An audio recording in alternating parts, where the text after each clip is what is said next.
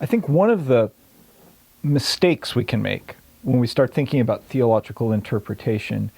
is to think of it as a method. And that's just one more method along with literary or structuralist readings of Scripture or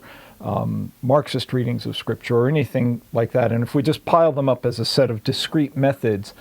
it's going to be less clear why a theologian in particular would be that interested in one more method for reading the Bible. I think we'd be much better off if we just begin by taking theological interpretation in its broadest possible way of just bringing theological interests to bear on the reading of Scripture,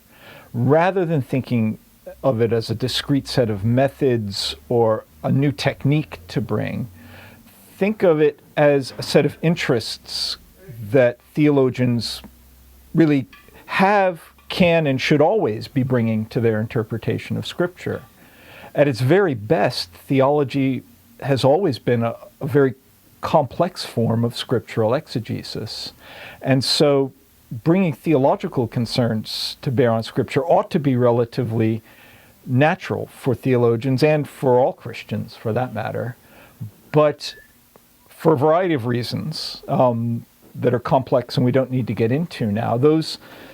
theological interests have gotten very separated from the professional study of the Bible. And because they're separated from the professional study of the Bible, that works its way down into the training of new graduate students and, of course, into the training of clergy and parishes.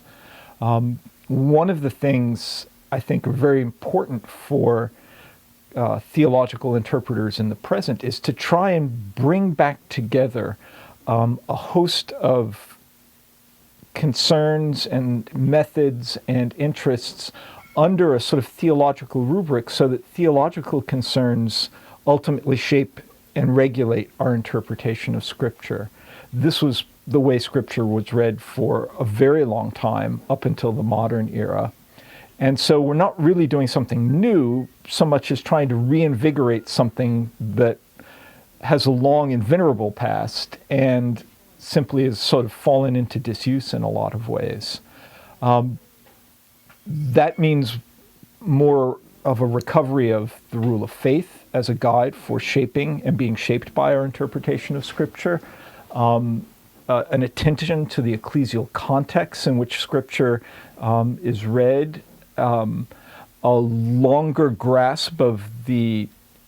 history of interpretation of biblical texts and the set of interests that faithful Christians have brought to the text and the sorts of things they've found in their reading of a text over a long period of time can all be sorts of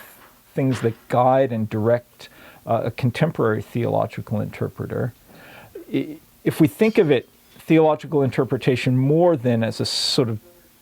specific sort of interest that one has, it ought to be then a lot easier for theologians to begin to engage Scripture and to incorporate it more directly into their own theologizing. It ought to also then be easier for biblical scholars to